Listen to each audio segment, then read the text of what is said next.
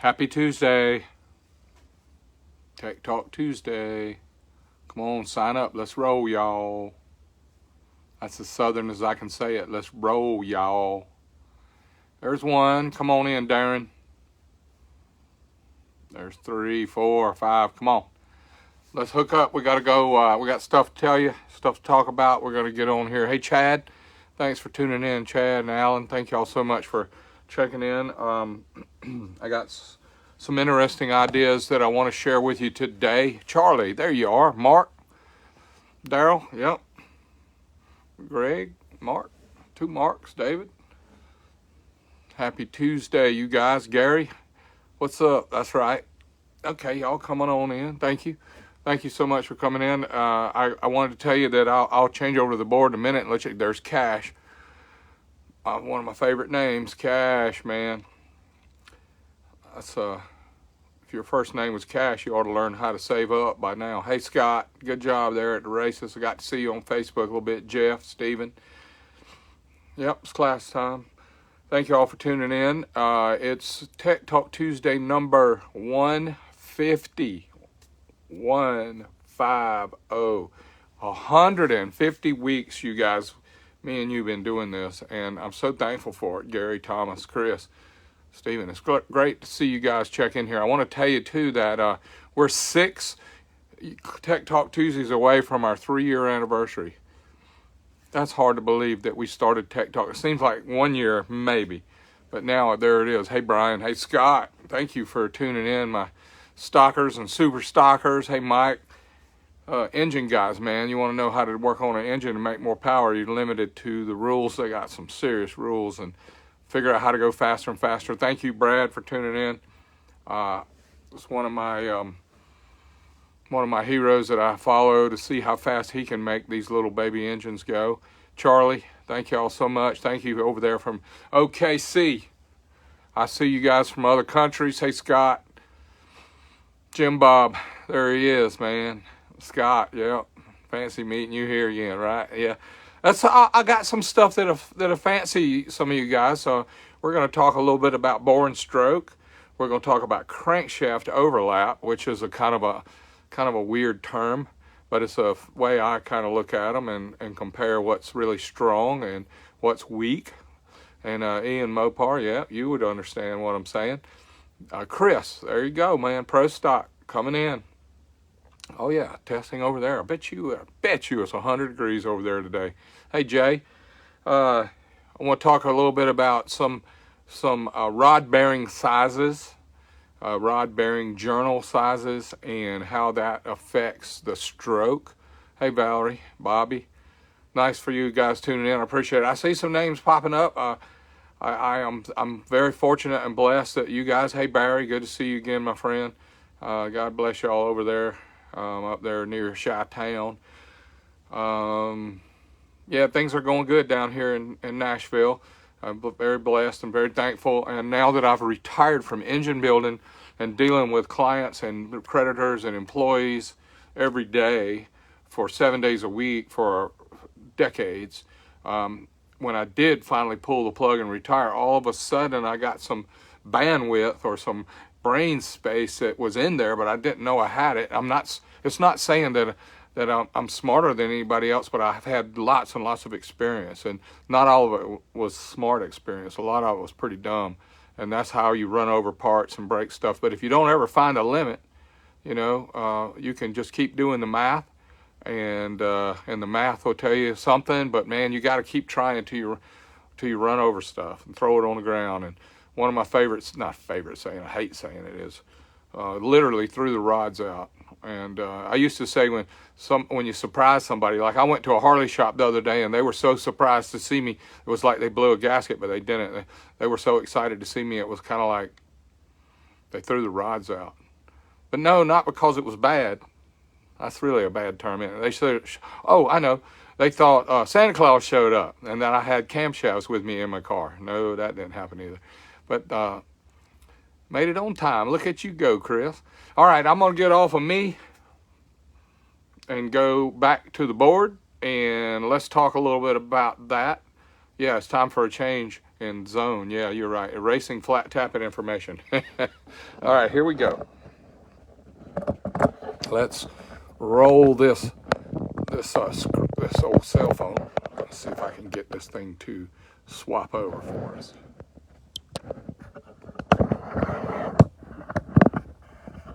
Hey, Ron. Hey, Braun. There's two good Rons right there. Thank y'all for tuning in. I appreciate you. Paul, Chris, tuning at the track. Yeah. All right, let's see here. I'm going to try and make this straighter. And you can see how amazing this is, you guys. Tech Talk Tuesday, number 150. And when this gets to 156, that'll be 3 full years. It's hard to imagine that's even the case. Donald, thank you. Larry, Ed, thank y'all so much for watching. My Lord, my Savior. 316, I'll tell you real quick, it only takes a second, but bear with me. God so loved the world that he gave his only son to die on the cross for our sins, and those that believeth in him shall not perish but have everlasting life. There, my preach is over, but that's what I learned. And that's not part of Tech Talk Tuesday. That's part of my 5 F's. My family, my faith, my friends, my frenemies, and my followers. Those are my 5 F's. I wrote up here M8 versus Tech Talk. M8 versus Twin Cam. Now this doesn't apply just to motorcycles or Harleys. I want you Suzuki, Kawasaki, Yamaha, Honda, you Chrysler, Ford, Chevy, Mopar, whatever, everybody, all you guys that are into different kinds of engines, single cylinders, 4 cylinders, 6 cylinders, 10 cylinders. I just want you to know that this is generalized information that is relatable, because you got to understand, like when people say, Tech Talk Tuesday, yeah, that's that motorcycle guy. No. Yeah, I did. I spent 50 years of my life racing motorcycles and cars, and I have raced a lot of cars in my day. I've raced a lot of 4 cylinders, 6 cylinders, a lot of 8 cylinders. I even raced 10 cylinders and 1 cylinders. But what I found out after all those years, and I appreciate you guys, I see I can run some of you off, or I can gather you some back. Come on back. I got something good to tell you about this right here. I wanted to tell you that the M8 and the Twin Cam are just the examples I'm going to use today to help bring you to full focus on this crankshaft story. Each engine that I have worked on in my 40 or 50 years is a single cylinder engine connected to a crankshaft that has other cylinders hooked to it. You understand me? Other cylinders hooked to it. So if it's a V8, that's 8 one-cylinder engines connected to a crankshaft, single crank. If it's a V-twin, that's 2 single-cylinder engines connected to one crankshaft. 4 cylinder, 6, 8, whatever. Okay. What I don't know the exact number on, but I know when I started racing Harleys, the rod bearing diameter, the rod journal. This is a crankshaft I drew, and everybody doesn't know this. So if you guys know that this is a crankshaft, please be patient with the guys that don't know this is a crankshaft, okay? It's a Harley crank. It's got a roller bearing goes here on this main. It's got a roller bearing goes here on this main. This is the pinion, goes out and turns the camshafts. This is the drive side that goes to the compensator and the motor sprocket. This rod pin right here, what I wanted to show you is this is where the roller bearings and the 2 rods go. There's a male and a female rod on a Harley that goes right here, okay? On time. Thank you, Jim. Thank you, Travis and Mike. Good job. Y'all signing up? Good. Come on in. Bring some friends, too, because this is going to be a few more minutes talking about stuff that we're all interested in. But I wanted to tell you that this Harley crank, even when you bought a racing crank from S&S for the XLs and Sportsters and even the old Evos, they had, I think it was a 1.250 rod bearing, rod journal diameter. Hey, Mike, Sean. And this big flywheel was dependent upon these 2 shafts staying parallel with each other. These 2 big flywheels, the drive shaft and the pinion shaft, depended on this rod journal to keep these guys in true. So people ask me every day, is the M8 crankshaft weaker than the Twin Cam? Is the Twin Cam stronger than the Milwaukee 8? They just say, I see those all the time on the internet. I see them on forums, and people ask it all the time. Let me turn this volume up, make sure you can hear me okay. I forgot. Okay, I guess everybody can hear me okay. If you can, give me a little thumbs up. Then S&S came out with the racing engine, and I don't know if Harley did as well, is they came up with this 1.5 journal diameter. Thank you for all the thumbs up. Hey, Wink, you know what I'm talking about right here. This is right up your tree. I don't think you need to learn this, but it's still fun to watch because we're going to talk about some stuff we know about. And who doesn't want to talk about things they know about? And hey, Paul, I'm going to say right now, these are what I think I know. And you see these question marks right here? These are because I don't know. But I know that the pro stock engines that are running out there right now, that like the S&S 160 that you see on the NHRA races for the V-twins that don't have the Babbitt bearing one-piece rods, bolt-on rods, side-by-side rods, is a 1.5 rod journal diameter. Now, if you added 1/4 of an inch from the racing crank before the Pro Stock came out, you would add 1/4 of an inch to this diameter. That's a lot, you guys. That's from here to here when it's only 1.250, and you add another 1/4 inch to it, you end up with a massive piece of rod pin here that turns this flexi flyer into a pretty stable piece until we take the 6,000, 7,000, 8,000, maybe 9,000 RPM that this crankshaft was able to stay true, where this sprocket over here stays running true, and this is where people check the run out on the crankshafts. When they check the run out in the engine, they measure way out here.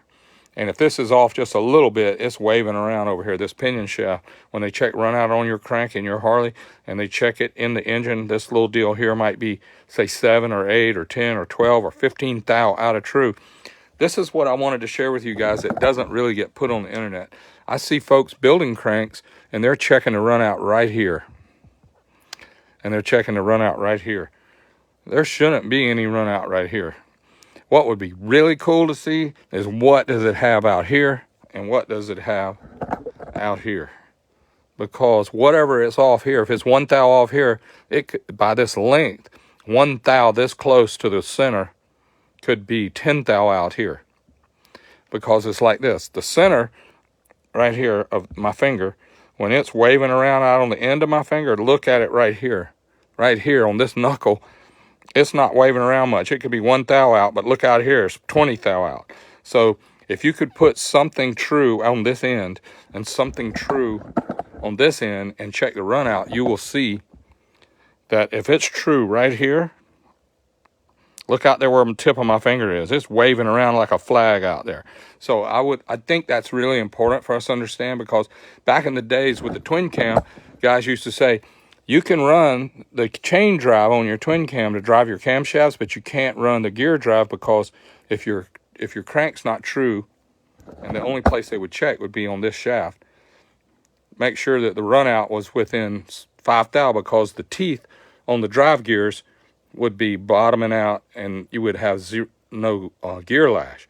Same thing for a Pete Jackson gear drive, but it's really hard on a Chevrolet, Ford, Chrysler, whatever, where they have the belt drive on the front and the main bearing and the cam bearing cannot move. They're locked in the block, in the front of the block, the middle of the block. They have 5, 6, 7 bearings. Pro stock V8s have so many bearings now, just a couple lobes of bearing, couple lobes of bearing, and they are so stiff, and the camshafts are bigger in diameter than the crankshaft. Think about that for 1 minute.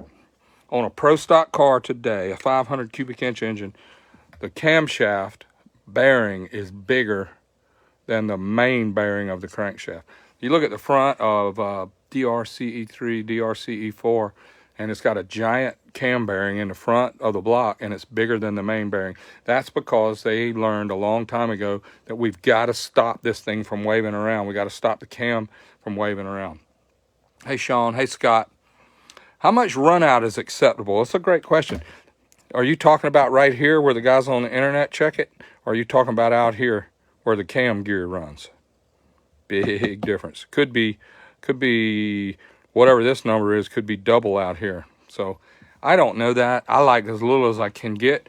But if you get Dark Horse, A1, GRC, whoever you guys are that build really, really great crankshafts for these V-twins. And let me just tell you the struggle. This is not a forged one-piece crank like Kevin has for his single cylinder, or like Ford and Chevy and Chrysler have for a their engines with a one-piece crank, or a Hayabusa or a ZX14. They got a one-piece crank. This is several pieces. This is a flywheel. It's got a whole board in it. It's got the rod pin pressed in it. It's got a flywheel with a whole board in it with a pin pressed in it.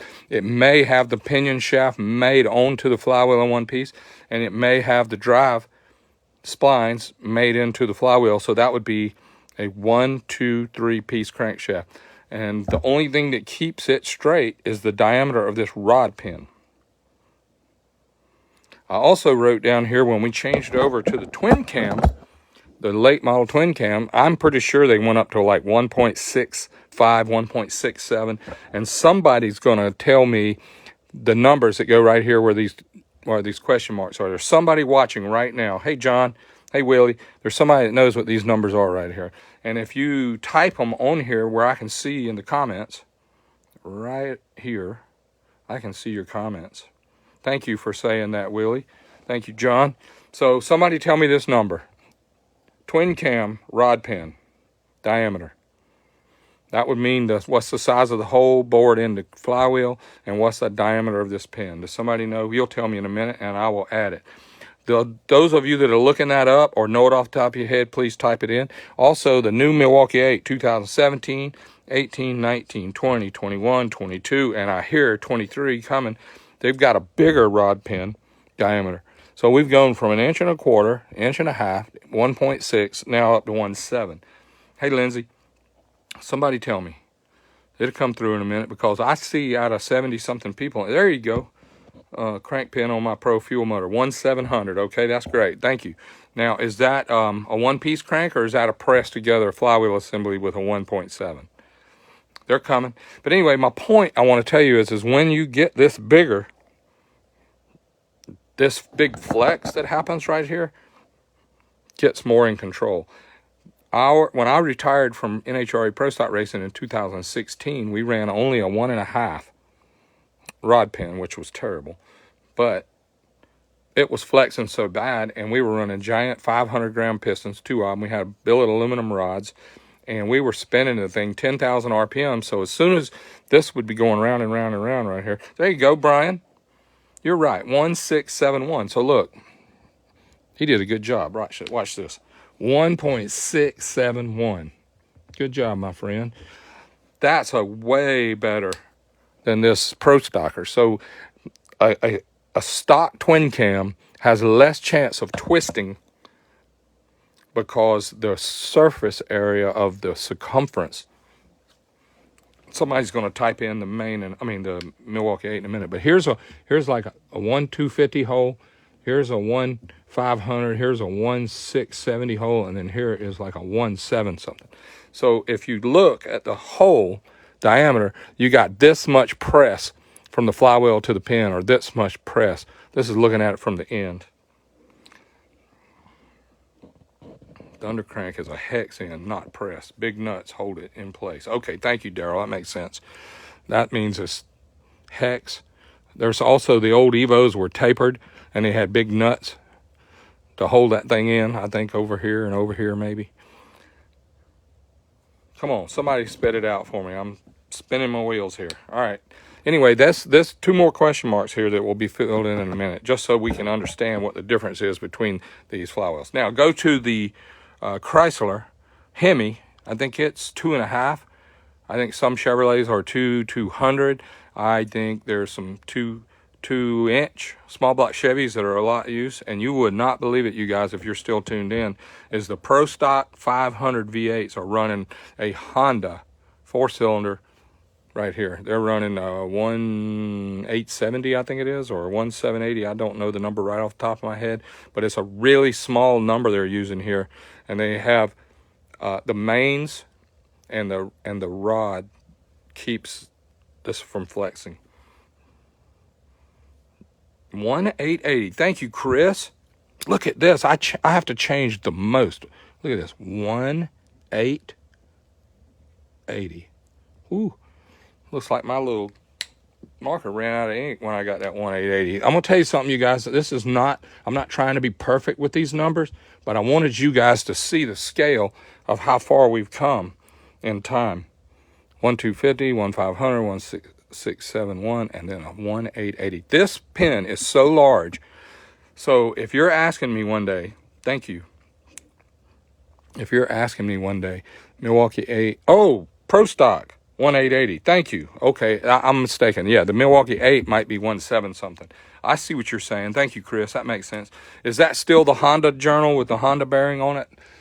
I don't know, but I know that's what they were running. This is another thing I want to tell you about the overlap. This is really important because of the stroke. I hope you're still following me. Thank you. Thank you, Chris. I got you now. All right. I put a little teeny mark here. This is for 4 inches. This stroke is 4 inches, 375 right here. This is what a stock 107 Milwaukee 8 is. 4.375, okay? That, I want you to know that whatever this number is,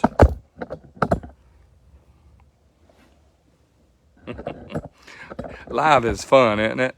I mean, I am flopping around like a fish out of water. The center of the main to the center of the rod pen, center of the main, whatever this number is, times 2 equals the stroke. 4.375 divided by 2 equals. So from the center of this to the center of this pen, from the center of the main to the center of the rod, is 2.187. So this rod pen, the furthest it'll get away from center is 2.187, but it goes all the way around. So it goes 2.1 here, 2.1 here, and it's a very small circle that the rod bearing goes on to pull the piston up and down. Next thing to tell you about that is there's also a 114 and a 117 Harley engine that comes for the M8s, and it's a 4.5 stroke.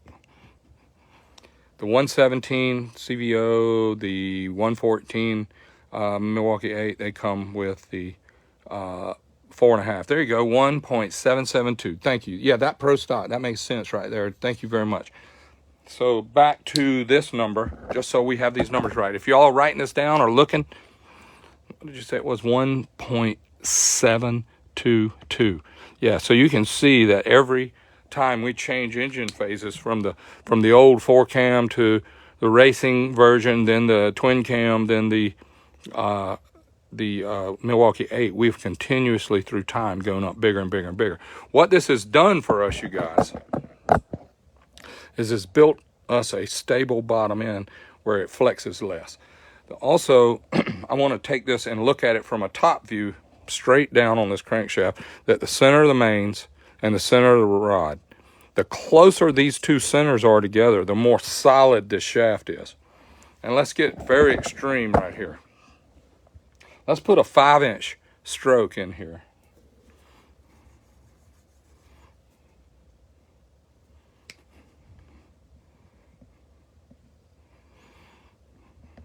Because we used to sell 5-inch strokes for the Evos. We used to sell 5-inch strokes for the Sportsters. And now the Pro Mod cars with the 300 bore spacing, they're running 5-inch strokes. Some of those guys have even bigger strokes than that. But if you'll look at the center line of the main to the center line of the rod, look how far apart this is now. Now there is zero overlap. And I know this is getting a little bit confusing, but the overlap is how much of this is a straight bar. So if you've got a 5-inch main, if you've got,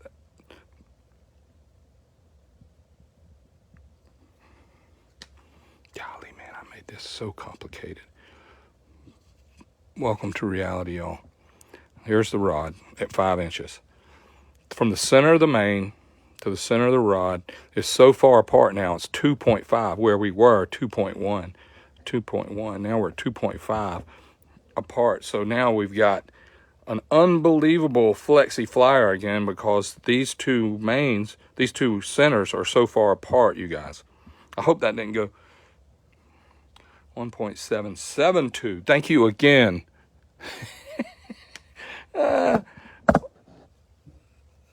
This participation you guys are giving me is so great.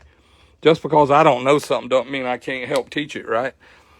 Thank you very much, Brian. That is great news for you to tell me. Yeah, we have come a big way. We went 1/4 of an inch, then we jumped up a little eighth or so, but a little more, and then we jumped up almost 100 thou on the Milwaukee 8. And there's more two pieces to that. One is when you go this big. Let me move over with a fresh sheet right here. I'm gonna turn it this way. Here's the main. And let's say it's a really short stroke.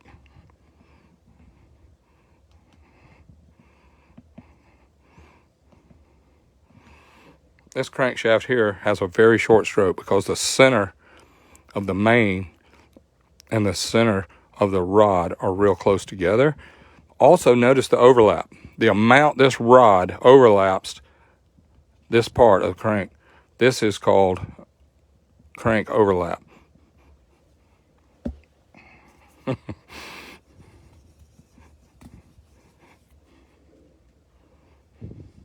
Here's one that has no overlap.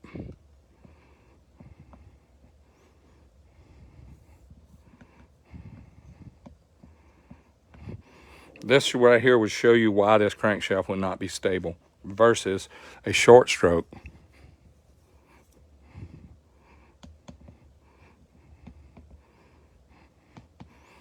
You can see why this crankshaft would be hard to bend, because the rod journal and the main journal are close to centers, and there's a lot of overlap right here. Versus, again, a long stroke. This is a flexi flyer right here because there is no overlap, so the strength is great. Good question. No, good comment. The end view. Thank you. Very good point. Main, rod. This is the amount of overlap. Thank you very much. Another good point. This is teamwork right here, y'all. Put more stroke in it. You got the main, and you got the rod, and you got no overlap. This is a lot of stroke. That was a great tip right there. This has a main, and this is the rod, and this is overlap. That's hard to bend.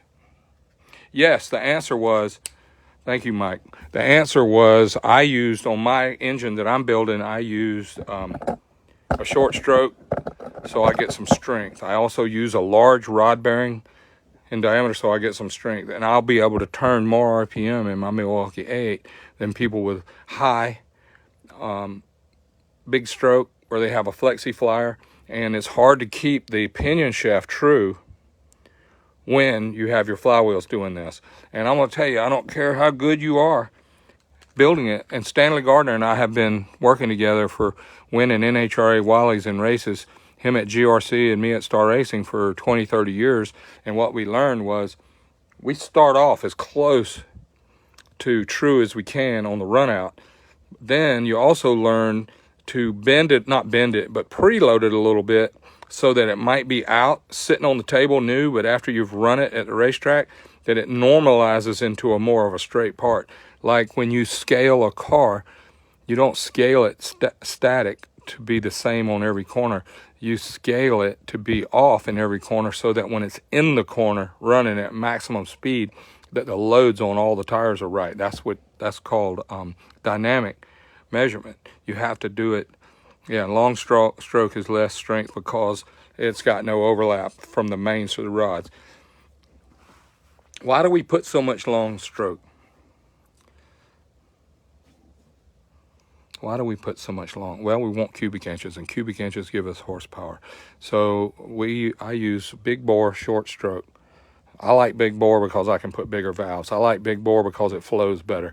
I know that if you're a flow bench guy and you have a friend that has a flow bench, or you spend your life working on flow benches, put your flow bench on with a 4-inch bore, put your heads on, flow it like you normally do, then take the 4-inch bore off, put a 4.5 bore on, put the same head on it, flow it again, and you'll be surprised at how much more it flows at the same depression, 28 inches, 20 inches, 25 inches, 10 inches, whatever you flow at. But bigger bore flows more because it unshrouds the valves. I also want you to know that the bore and stroke rules that we live by today were built back in the 50s and 60s when there was no heads available other than a stock casting. And when you came up with the 302 Ford and the 302 Chevy, they were 4-inch by 3-inch. Those were 4-inch bore, 3-inch stroke. Those were really nice, but they used ported heads, factory work. They called factory works heads, where they flowed more air and it could turn more RPM, where it really came in and shined. 1990, we started understanding. From 1960 to 1990, we started understanding how big of a difference it was to get more air in the engine, because at one time it was a belief way back around in here that stroke is where the power came from, because we were running on the tachometer. We were running the tachometer over here before 5,000. We were running the tach over here, and we needed more power over here at 5,000 before. Once we learned about more bore would give you more flow, then the tach started going higher and higher and higher, and the further away from 5,000 we went, the more horsepower we were able to make on this side. And we started learning to get away from the stroke and go to the more bore. By 2020, we've got a pro stock engine now that runs at the NHRA races in the V-twin that is a 5.1 bore and a 3.8 stroke. 5.1 by 3.8, it turns 10,000 RPM easy.